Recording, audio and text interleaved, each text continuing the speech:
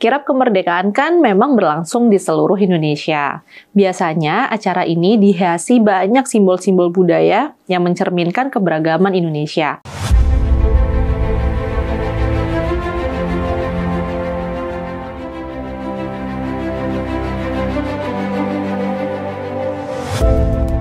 Ada peristiwa yang mengharukan di saat peringatan Hari Kemerdekaan Indonesia lalu. Dalam acara Kirap Kebangsaan Merah Putih di Tasikmalaya, Jawa Barat, ada arak-arakan patung Bunda Maria dan salib.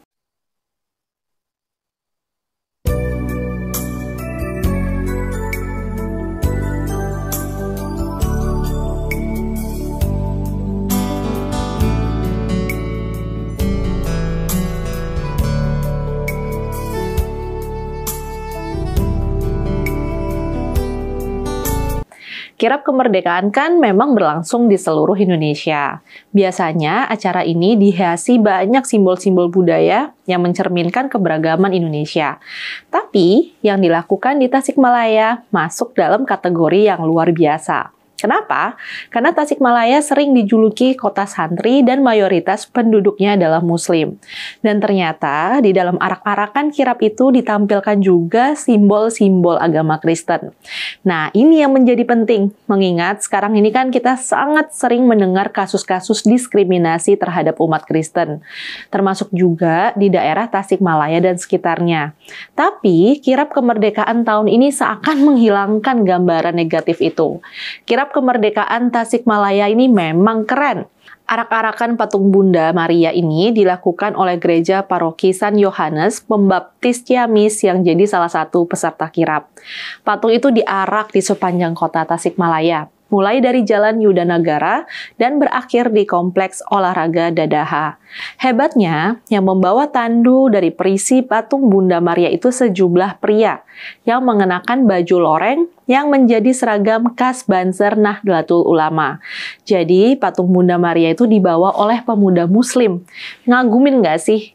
Dalam video berdurasi 2 menit yang diunggah Paroki Ciamis, selain patung Bunda Maria, ada juga flyer berisikan gambar Bunda Maria dan bayi Yesus. Para peserta terlihat mengenakan jubah Katolik dengan ikat pita bendera merah putih di kepala. Juga ada salah satu peserta yang membawa dupa sebagai representasi keragaman budaya Indonesia. Allah turut bekerja dalam segala perkara.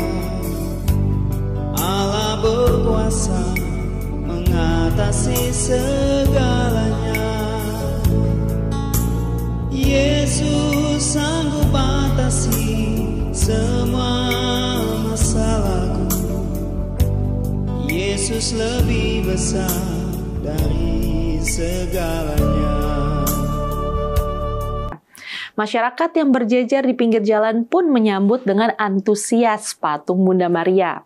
Acara yang diselenggarakan oleh jajaran TNI dan Polri ini diikuti berbagai elemen masyarakat. Berbagai daerah mengirimkan kontingen masing-masing. Kontingen Ciamis misalnya membawa kreasi wayang landung atau wayang berukuran raksasa. Kontingen Garut membawa seni dodombaan. Tapi yang paling menarik tentu saja patung Bunda Maria dan salib. Apa yang terjadi di Tasikmalaya ini pantas menjadi teladan. Tapi juga menjadi penting karena karakter kota Tasikmalaya itu sendiri. Tasikmalaya kan dikenal sebagai sebuah kota yang memiliki banyak sisi menarik. Juga dikenal sebagai kota santri karena di kota ini tersebar banyak pondok pesantren. Kota ini juga merupakan pusat pendidikan ketiga terbesar di Jawa Barat setelah Bandung dan Bogor. Ada sekitar 30 universitas, akademi, dan sekolah tinggi di kota kecil ini. Meskipun jumlah penduduknya hanya sekitar 731.000 orang. Di sana juga sering diadakan berbagai macam festival berskala nasional maupun internasional. Misalnya saja nih, ada Tasik Festival, Tasik Open 2010 dalam bidang olahraga tingkat nasional, Festival Kuliner Tasikmalaya, Tasikmalaya Craft and Culture Festival, dan festival-festival lainnya yang rutin diadakan tiap tahun di kota ini. Ada banyak artis terkemuka juga yang datang dari kota ini seperti Rhoma Irama, Itje Tresnawati, Fetty Vera, Caca Hendika, Evie Tamala, Indra Bruggman, dan lain-lain. Jadi, di satu sisi Tasikmalaya memiliki karakter kota yang religius, kreatif, dan menghargai keberagaman. Allah turut bekerja dalam segala perkara. Allah berkuasa mengatasi segalanya. Yesus sanggup atasi semua masalahku. Yesus lebih besar dari segalanya. Yesus lebih besar dari segala-galanya. Dia tak tinggalkanku seorang diri.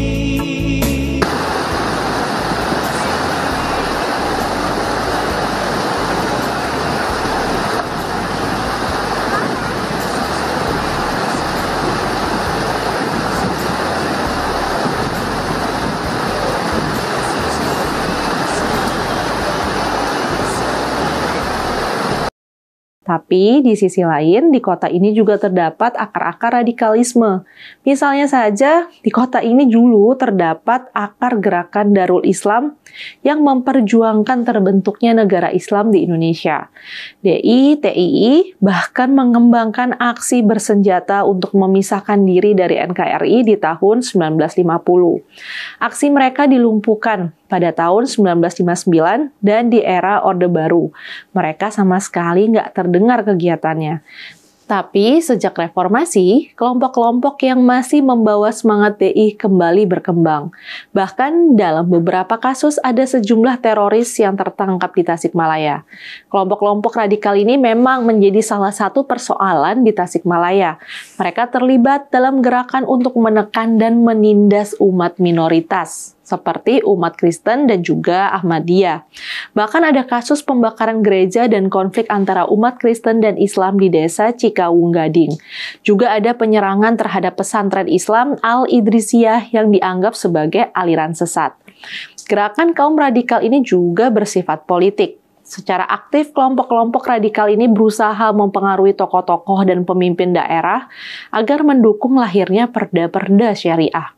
Mereka berusaha mendorong lahirnya peraturan gubernur atau peraturan bupati tentang pelarangan kegiatan keagamaan kaum minoritas. Untuk menarik simpati dari masyarakat, kiai, dan kalangan pesantren, mereka juga aktif menjalankan gerakan kekerasan terhadap sejumlah tempat hiburan dan razia minuman keras. Tapi masyarakat di sana nggak tinggal diam. Masyarakat Tasik secara tegas berusaha melawan radikalisme ini. Misalnya saja, waktu ketika Habib Rizik Syihab pulang ke Indonesia tahun 2020. Kelompok-kelompok masyarakat Tasik menolak kehadirannya di Tasik. Masyarakat yang tergabung dalam aliansi warga Tasikmalaya bahkan melakukan unjuk rasa yang cukup besar. Mereka menyatakan menolak semua bentuk radikalisme dan intoleransi yang menjadi penyebab perpecahan bangsa. Salah satu kelompok nasionalis yang aktif melawan radikalisme di Tasikmalaya adalah Nahdlatul Ulama. Yang paling aktif adalah kelompok-kelompok muda NU yang ada seperti Gerakan Pemuda Ansor, Garda Bangsa, dan PMII. Tanpa segan-segan, kelompok muda NU menghadang gerakan radikal baik dalam pemahaman keislaman maupun aksi massa. Tapi sampai saat ini tidak pernah terjadi bentrokan fisik antara kelompok muda NU dengan kelompok Islam radikal. Perlawanan ini menjadi menguat karena mereka juga mendapat dukungan dari pemerintah. Di Kabupaten Tasikmalaya misalnya, pemerintah melalui Forum Kewaspadaan Dini Masyarakat melakukan sosialisasi radikalisme dan terorisme. Wali Kota Tasikmalaya juga aktif melakukan kegiatan pencerahan terhadap masyarakat. Badan Nasional Penanggulangan Terorisme bahkan memberi penghargaan kepada Wali Kota Tasikmalaya Muhammad Yusuf atas upaya maksimal dalam mencegah dan menanggulangi kaum radikal di sana. Di setiap perayaan Natal misalnya, polisi secara aktif melakukan sterilisasi 14 gereja yang ada di Tasikmalaya. Hal itu dilakukan untuk memastikan yang ibadah di gereja berjalan aman. Jadi, mudah-mudahan dengan tampilnya simbol-simbol Kristen dalam pawai kemerdekaan tahun ini bisa menjadi pertanda tentang menguatnya gerakan toleransi anti-radikalisme di Tasikmalaya.